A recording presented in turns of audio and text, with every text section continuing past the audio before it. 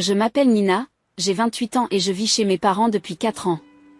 Ne vous méprenez pas, ce n'est pas comme si j'étais une perdante qui n'a pas les moyens d'avoir son propre appartement. J'y paie un loyer, je m'occupe de toutes les charges et j'ai même fait une rénovation complète qui a transformé ce vieil appartement en quelque chose que l'on verrait dans un magazine. En fait, mes parents ont été plutôt sympas avec cet arrangement.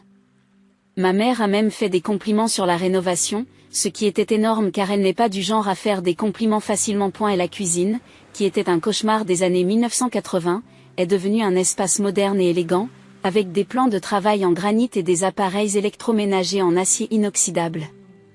J'ai remplacé tous les revêtements de sol, peint tous les murs et entièrement rénové la salle de bain. L'endroit était superbe. Pendant ce temps, ma jeune sœur vivait toujours chez mes parents. Elle avait un travail sans avenir qui lui permettait à peine de survivre, et encore moins de s'installer à son compte. Chaque fois que nous dînions en famille, ce qui arrivait peut-être une fois par mois, la conversation se déroulait toujours de la même manière. Je suis vraiment en train de chercher de meilleures opportunités, disait ma sœur en entamant son repas. Il y a une entreprise qui recrute pour des postes de direction et je pense que j'ai une vraie chance. Mes parents hochaient la tête comme si elle annonçait un remède contre le cancer. C'est merveilleux, ma chérie. Comment pouvons-nous t'aider à préparer l'entretien ?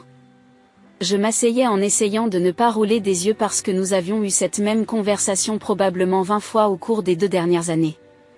Des noms d'entreprises différents. Les mêmes promesses vides. Ma sœur s'était habituée à sa situation et n'avait aucune intention de changer quoi que ce soit. J'ai aussi travaillé en réseau, poursuit-elle, j'ai tissé des liens dans le secteur. C'est très intelligent, disait mon père, le travail en réseau est essentiel de nos jours. Je me taisais pendant ces conversations. À quoi cela rimait-il ? Il voulait croire que ses projets étaient réels et elle appréciait l'attention. Tout le monde y trouvait son compte, sauf moi, qui restais là à écouter les mêmes discours recyclés. Ce schéma s'est poursuivi pendant des mois. Les mêmes conversations lors des dîners, les mêmes projets irréalistes, les mêmes encouragements parentaux. Honnêtement, je m'y étais habitué. C'était un bruit de fond à ce stade. Mais un dimanche soir a tout changé. J'ai une nouvelle passionnante, a déclaré ma sœur, bondissant pratiquement sur sa chaise avant même que nous ayons terminé le plat principal. Mes parents l'ont regardé avec impatience. Je me suis préparée à un nouveau fantasme de carrière. J'ai rencontré quelqu'un, annonce-t-elle en souriant comme si elle avait gagné à la loterie. Il s'appelle Derek et il est incroyable. Il est beau, il a du succès, il travaille dans la finance. Elle a fait une pause spectaculaire, et il m'a demandé en mariage. La fourchette est tombée de ma main sur mon assiette avec un grand bruit. Il a fait quoi ? Ma sœur a levé sa main gauche, montrant une bague en diamant qui n'était certainement pas là la dernière fois que je l'ai vue. Regarde cette bague, elle n'est pas magnifique ? Mes parents s'extasient devant la bague, mais j'essaie de comprendre ce que je viens d'entendre. Attends, quand as-tu rencontré ce type ? Il y a 2 mois, dit-elle nonchalamment, tout en continuant à admirer sa bague. 2 mois ? Je l'ai regardé fixement. Tu le connais depuis 2 mois et tu es fiancé ? Je sais que ça semble rapide, mais quand on sait, a-t-elle dit sur la défensive. Ce n'est pas rapide, c'est fou. Tu ne sais rien de lui après 2 mois. Je sais beaucoup de choses sur lui. On s'est rencontrés sur un site de rencontre, on a passé beaucoup de temps ensemble, et il est parfait pour moi. J'ai regardé mes parents, m'attendant à ce qu'ils me soutiennent sur ce point. Ils voudraient sûrement que leur fille prenne son temps et apprenne à connaître quelqu'un avant de prendre un engagement aussi important. Nous avons hâte de le rencontrer, dit mon père. Oui, quand pourrons-nous rencontrer ton fiancé ? A ajouté ma mère. Ma sœur les a regardés avec enthousiasme. J'espérais que vous le demanderiez. Derek aimerait beaucoup rencontrer la famille. J'avais l'impression d'être dans une autre réalité où 2 mois était un délai de fiançailles raisonnable. Tu ne crois pas que tu devrais attendre un peu plus longtemps ? Apprendre à mieux le connaître avant de prendre une si grande décision ? Mon Dieu, Nina, tu es si ennuyeuse, s'est emportée ma sœur. Ce n'est pas parce que tu n'as pas de petite amie que tu dois être jalouse de moi. Ça m'a piqué, mais je n'allais pas la laisser se défiler. Il ne s'agit pas de jalousie, il s'agit d'être intelligent et prudent. Je suis heureuse, et c'est ce qui compte, dit-elle fermement. Mes parents ont acquiescé. Visiblement, j'étais la seule à trouver cette situation complètement folle. J'avais envie d'argumenter davantage, mais je voyais bien que c'était inutile. Ils s'étaient tous fait à l'idée que cette histoire d'amour était en quelque sorte normale et saine. 3 semaines se sont écoulées après l'annonce du dîner. Honnêtement, j'ai essayé d'oublier les fiançailles. J'avais suffisamment de travail pour me tenir occupée, et ce n'est pas en m'attardant sur les choix de vie douteux de ma sœur que je changerai quoi que ce soit. C'est alors qu'elle m'a appelé un jeudi soir. Nina, j'ai besoin que tu viennes dîner ce samedi, m'a-t-elle dit sans même me dire bonjour. Derek vient rencontrer tout le monde. Maman et papa cuisinent et tu dois être là. J'avais des projets pour samedi, rien d'important, juste faire quelques courses et peut-être rattraper Netflix. Mais les obligations familiales sont des obligations familiales, surtout lorsque votre sœur est sur le point d'épouser un parfait inconnu. Le samedi est arrivé. Et j'ai conduit jusqu'à la maison de mes parents juste à l'heure. J'ai frappé et je suis entrée pour trouver tout le monde déjà rassemblé dans le salon. Mes parents étaient assis à leur place habituelle sur le canapé, ma sœur était dans le fauteuil, et un homme que je n'avais jamais vu auparavant était assis à côté d'elle. Ce devait être Derek. J'y reconnais à ma sœur qu'il était vraiment beau. Grand, bien habillé, des dents parfaites, le genre de type qui semble sortir d'une publicité de magazine. Et elle avait cette façon compétente de se tenir qui fonctionnait probablement bien sur les applications de rencontres. Mina, ma sœur s'est levée d'un bond, voici Derek. Derek, voici ma sœur Nina. Il s'est levé et a tendu la main avec un sourire un peu trop parfait. Mina, je suis ravie de te rencontrer enfin. Ta sœur parle de toi tout le temps. Enchantée également, ai-je dit en lui serrant la main. Sa prise était ferme. Comme s'il l'avait répété. Nous nous sommes tous assis et mes parents ont immédiatement commencé à poser des questions à Derek sur lui-même. Des questions de base, où il a grandi, ce qu'il aime faire pour s'amuser, comment il a rencontré ma sœur. Quelque chose dans ses réponses me dérangeait, mais je n'arrivais pas à mettre le doigt sur ce que c'était. Tout ce qu'il disait était parfaitement raisonnable, mais cela semblait répété d'une certaine manière. Nous nous sommes installés dans la salle à manger pour le dîner, et la conversation s'est poursuivie. Derek complimentait la cuisine de ma mère, posait des questions réfléchies sur le travail de mon père et charmait tout le monde à table. Et ma sœur était pratiquement rayonnante de bonheur. Alors Derek, dis-je pendant une pause dans la conversation, qu'est-ce que tu fais exactement dans la finance? Banque d'investissement, gestion de portefeuille, quel genre de travail? Il m'a souri. Mais quelque chose a vacillé dans ses yeux pendant une seconde. Je travaille avec des clients sur diverses stratégies financières. Optimisation de portefeuille, gestion des risques, ce genre de choses. C'est assez vague. Pour quelle société travaillez-vous, Nina? Dit vivement ma sœur. Tu n'as pas besoin de l'interroger. Je fais juste la conversation, ai-je dit. Quel est le nom de votre entreprise? Derek s'est déplacé sur sa chaise. C'est une petite entreprise, vous ne le sauriez probablement pas. Nous nous concentrons sur la gestion de patrimoine privé. Mais je ne pouvais pas laisser passer ça. Quelque chose dans sa dérobade me mettait la puce à l'oreille. Ce n'est qu'un nom de société. Quel est le grand secret? Il n'y a pas de secret, a répondu Derek, mais il était clairement mal à l'aise. Je préfère simplement séparer le travail de la vie privée. C'est bizarre. La plupart des gens n'ont rien contre le fait de dire où ils travaillent. Mes parents avaient l'air mal à l'aise maintenant. Mon père se racle la gorge. Nous devrions peut-être parler d'autre chose. Mais j'étais sur une lancée. Combien gagnes-tu? Êtes-vous assez stable financièrement pour subvenir aux besoins de ma sœur, Nina? Dit vivement ma mère. Quoi, ce sont des questions raisonnables. Il veut l'épouser dans 2 mois. Nous devons savoir s'il peut vraiment s'occuper d'elle. Mon père s'est levé et m'a posé la main sur l'épaule. Nina, je crois qu'il est temps que tu rentres à la maison. Je l'ai regardé fixement. Tu es sérieux? Tu crées une atmosphère tendue, dit ma mère avec fermeté. Si tu ne peux pas être poli avec notre invité, tu devrais peut-être partir. Je les ai tous regardés autour de la table. Mes parents étaient clairement en colère contre moi, ma sœur avait l'air mortifiée. Et Derek avait l'air en colère mais essayait de le cacher derrière un masque de politesse. Très bien, dis-je en prenant mon sac à main, je vois bien qu'on ne veut pas de moi ici. Personne n'a rien dit alors que je me dirigeais vers la porte. Personne n'a essayé de m'arrêter, de s'excuser ou de me suggérer de trouver une solution. Ils étaient tous plus préoccupés par le confort de Derek que par mes préoccupations légitimes. Je suis rentrée chez moi en me sentant frustrée et confuse. J'avais peut-être poussé le bouchon trop loin, mais quelque chose dans la dérobade de Derek me dérangeait. Les gens qui n'ont rien à cacher n'agissent pas de la sorte lorsqu'on leur pose de simples questions sur leur travail. Une semaine s'est écoulée et j'ai essayé d'oublier le désastre du dîner. Je devais me concentrer sur mon travail et ce n'était pas en m'attardant sur les drames familiaux que j'allais résoudre quoi que ce soit. Mais samedi après-midi, on a sonné à ma porte. J'ai ouvert la porte et j'ai trouvé mes parents, ma sœur et Derek sur le seuil de la porte. Avant même que je puisse leur dire bonjour, ils sont entrés dans mon appartement comme s'ils en étaient les propriétaires. Qu'est-ce qui se passe ?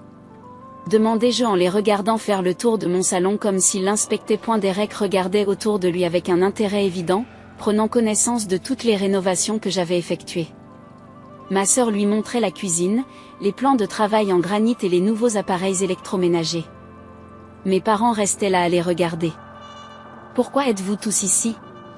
demandai-je à nouveau. Ma mère s'est tournée vers moi avec une expression que je n'avais jamais vue auparavant. Froide et déterminée. « C'est mon appartement, dit-elle sans embâge. J'ai le droit de venir ici quand je veux. » Le ton de sa voix m'a fait chavirer l'estomac. « D'accord, mais pourquoi es-tu ici avec eux ?» Ma mère se tourne vers Derek. « Alors, qu'est-ce que tu en penses ?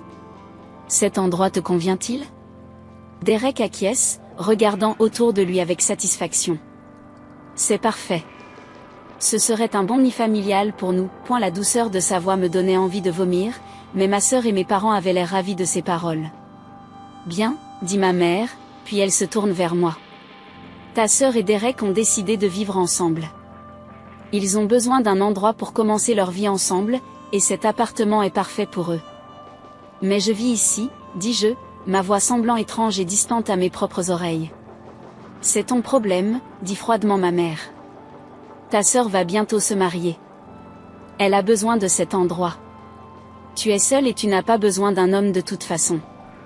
La cruauté de ses paroles était à couper le souffle. Tu me dis de déménager ? Ma mère acquiesce. Tu as 2 semaines. Puis elles ont toutes tourné les talons et sont sorties de mon appartement. Me laissant là, en état de choc. Après leur départ, je suis restée dans mon salon pendant ce qui m'a semblé être des heures, à regarder les murs que j'avais peints, les sols que j'avais remis en état, la cuisine que j'avais entièrement rénovée. Mon premier réflexe a été de rappeler ma mère et de lui crier dessus, mais je savais que cela ne servirait à rien. Mon deuxième réflexe a été de pleurer. Mais alors que je restais là à regarder tout ce que j'avais construit dans cet endroit, quelque chose d'autre s'est mis en marche. La colère, une colère pure, propre, qui a brûlé le choc et la douleur. Bien, si c'est comme ça qu'ils veulent jouer, alors c'est exactement ce que nous ferons. Je n'allais pas les supplier, ni les implorer, ni essayer de leur faire entendre raison. J'allais gérer cette situation comme l'adulte que j'étais, apparemment la seule à être dans cette famille. J'ai pris mon ordinateur portable et j'ai commencé à chercher des appartements en ligne. J'avais des critères. Plus près du travail, ce serait bien, un loyer similaire, un quartier décent. Les premiers appartements que j'ai visités en ligne semblaient prometteurs, alors j'ai commencé à passer des coups de fil. Le dimanche après-midi, j'avais déjà 3 appartements à visiter pendant la semaine. Le lundi est arrivé et j'ai pris un long déjeuner pour visiter le premier appartement.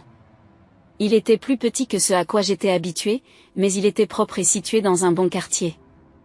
Le propriétaire semblait tout à fait convenable. Mardi, j'ai visité le deuxième appartement. Celui-ci était plus proche du travail, ce qui me permettrait d'économiser du temps de trajet et de l'argent pour l'essence. La cuisine était minuscule, mais je pouvais m'en accommoder. L'appartement de mercredi était le gagnant.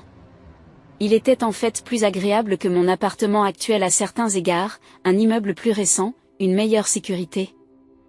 Et le loyer n'était que légèrement supérieur à celui que je payais à mes parents. Le propriétaire demandait le premier mois, le dernier mois et une caution, ce qui allait mettre à mal mes économies, mais j'avais de quoi les couvrir. J'ai dit au propriétaire sur le champ, je suis d'accord. Parfait, vous pouvez avoir les clés vendredi. J'ai passé le jeudi à rassembler des cartons et à planifier mon déménagement. Je n'emportais rien qui ait appartenu à mes parents ou qui ait été livré avec l'appartement à l'origine. J'avais acheté la plupart des meubles moi-même au fil des ans, ainsi que tous les appareils électroménagers et les objets de décoration. S'ils voulaient donner à Derek et à ma sœur un endroit où vivre, ils pouvaient le meubler eux-mêmes. Le vendredi est arrivé et j'ai récupéré les clés de mon nouvel appartement. C'était bon de les tenir. De savoir que j'avais un endroit à moi qui m'appartenait entièrement.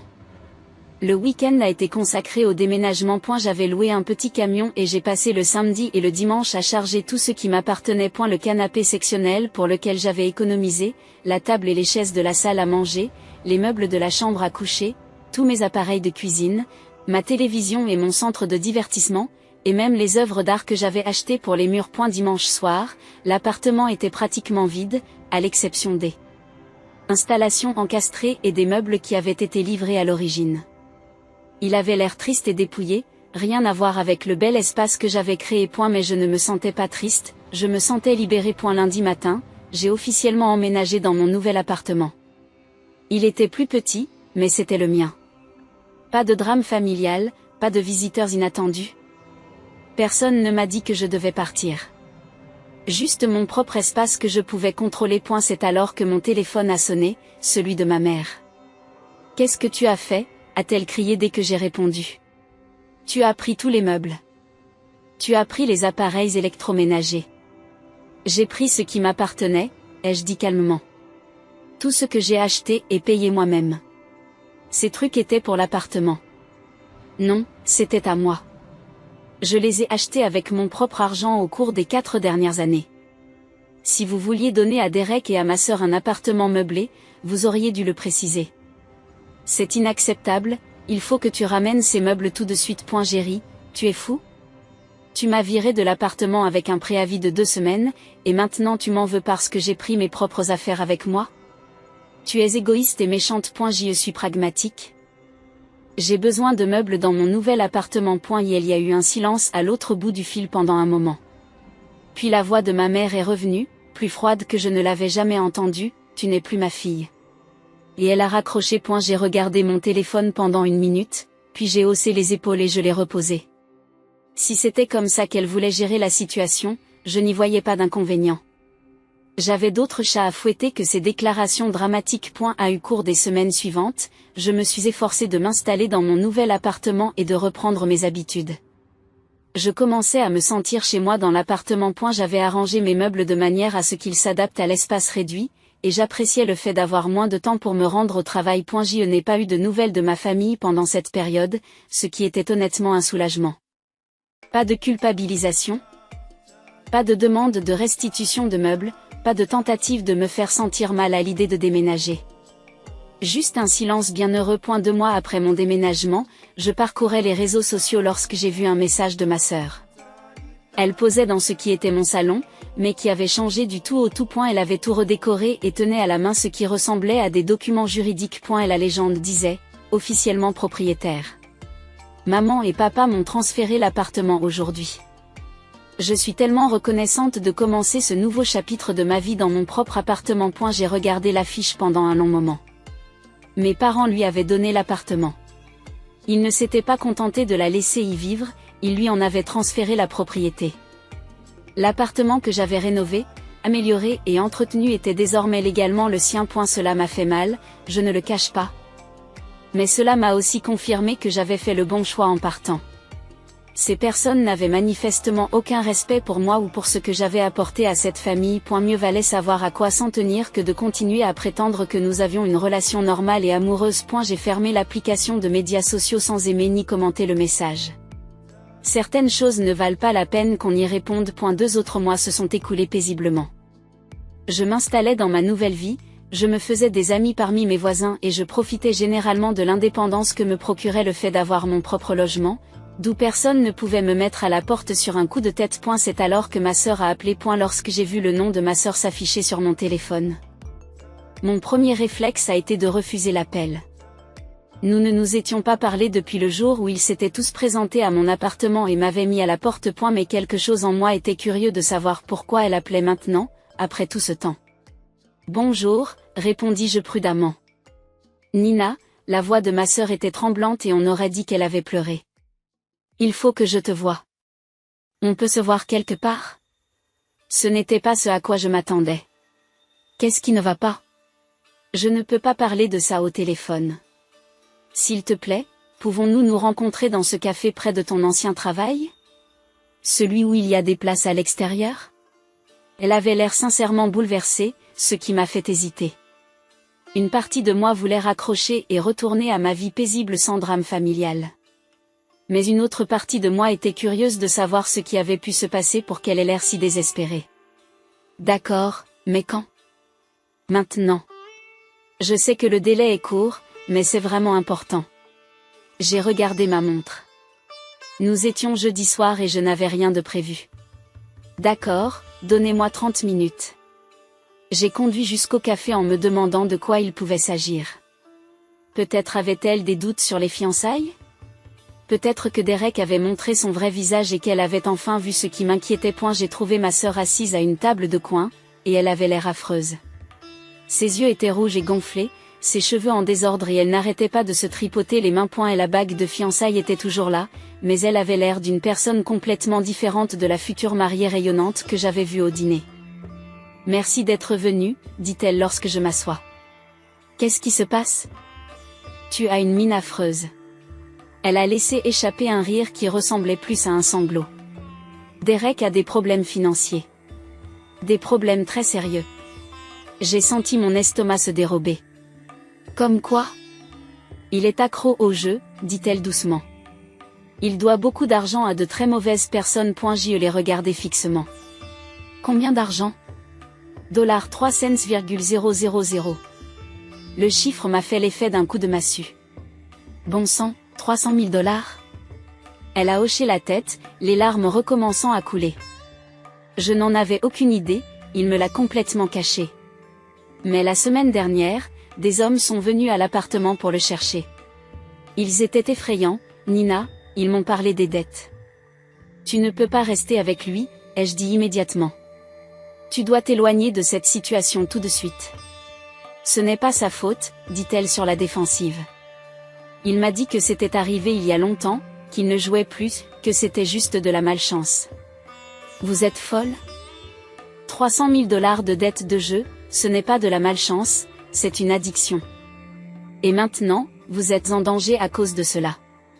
Les hommes qui sont venus à l'appartement n'étaient pas violents. Ils voulaient juste parler à Derek. Écoute-toi, tu cherches des excuses à un homme qui t'a menti en te disant qu'il avait des dettes énormes envers des gens dangereux. Je sais que ça semble mauvais, mais je l'aime, je veux l'aider. Comment comptez-vous l'aider exactement? Elle baisse les yeux sur ses mains. J'espérais que vous pourriez nous prêter de l'argent. J'ai éclaté de rire. Vous voulez que je vous donne 300 000 $? Pas donner, prêter. Nous vous rembourserons. Je n'ai pas 300 000 $. Personne n'a ce genre d'argent qui traîne. Vous avez économisé pour un appartement et vous pourriez faire un prêt. Je l'ai regardé avec incrédulité. Tu veux que je m'endette massivement pour renflouer les caisses de ton fiancé accro au jeu? Il n'est plus dépendant. Réveille-toi, bien sûr qu'il est toujours dépendant. C'est comme ça que fonctionne la dépendance. Tu es juste jalouse parce que j'ai trouvé quelqu'un et que tu es toujours seule. J'essaie de te sauver la vie, idiot. Cet homme est dangereux, et tu es trop aveugle pour le voir. Je n'ai pas besoin d'être sauvée, j'ai besoin de l'aide de ma sœur. Eh bien, tu ne l'auras pas, pas comme ça. Elle s'est mise à pleurer plus fort. Je ne peux pas croire que tu sois si égoïste. Je suis réaliste, trouve une autre solution parce que je ne vais pas détruire mon avenir financier pour les dettes de jeu de Derek. Je me suis levée pour partir, mais elle m'a attrapé le bras. Nina, s'il te plaît, je ne sais pas quoi faire d'autre. Rompre avec lui, retourner chez papa et maman, recommencer à zéro. Je ne peux pas faire ça. Alors débrouille-toi tout seul. Je suis sortie de ce café avec la nausée. Ma sœur avait de sérieux problèmes. Mais je ne pouvais rien faire pour l'aider si elle ne cédait pas elle-même. Ce soir-là, mes parents ont appelé. J'ai failli ne pas répondre, mais je me suis dit qu'ils continueraient à appeler jusqu'à ce que je le fasse. Nina, tu dois aider ta sœur, a dit mon père sans préambule. Je ne lui donnerai pas 300 000 $. Elle est de la famille aide la famille. La famille ne met pas non plus les membres de la famille à la porte, mais ça ne t'a pas arrêté. C'est différent, elle a de gros problèmes. Elle a des problèmes parce qu'elle a ignoré mes avertissements sur Derek et a épousé un étranger. Ce sont les conséquences de ses choix. Tu es cruel et égoïste, dit la voix de ma mère au bout du fil. Je suis intelligente, ce dont personne d'autre dans cette famille ne semble capable. Je leur ai raccroché au nez et j'ai éteint mon téléphone. Un mois plus tard, j'ai appris par des cousins ce qui s'était passé. Ma sœur avait vendu l'appartement. Celui que mes parents lui avaient donné, celui que j'avais rénové et amélioré, et avait donné à Derek l'argent pour payer ses dettes. Mais Derek ne s'est pas contenté de prendre les 300 000 $ de la vente de l'appartement. Il a également retiré secrètement de l'argent des cartes de crédit et des comptes bancaires de ma sœur, volant ainsi 50 000 $ supplémentaires. Puis il a complètement disparu. Ma sœur s'est retrouvée sans appartement, sans fiancé, sans argent et avec une énorme dette de cartes de crédit que Derek avait accumulée en son nom. Elle a dû retourner vivre chez mes parents et avait 2 emplois pour essayer de rembourser ce que Derek lui avait volé. Lorsque ma mère m'a appelé pour me dire cela, je m'attendais à ce qu'elle s'excuse de ne pas avoir écouté mes avertissements au sujet de Derek. Au lieu de cela, elle m'a hurlé que tout était de ma faute. Si tu l'avais aidé quand elle te l'a demandé, rien de tout cela ne serait arrivé. Si je lui avais donné de l'argent, Derek l'aurait pris aussi et aurait disparu de toute façon. Tu aurais pu empêcher ça. J'ai essayé de l'empêcher. Vous m'avez tous traité de jalouse et d'ennuyeuse pour avoir posé des questions raisonnables sur Derek. Maintenant, vous devez l'aider à rembourser la dette de la carte de crédit. Non, je ne dois pas. C'est votre sœur. Elle a fait son choix, vous avez tous fait le vôtre. Maintenant, vivez avec les conséquences. J'ai raccroché et j'ai immédiatement bloqué tous leurs numéros de téléphone. Lorsqu'ils ont commencé à appeler d'autres numéros et à envoyer des messages sur le devoir familial et sur mon égoïsme, j'ai changé complètement de numéro de téléphone. 6 mois se sont écoulés depuis.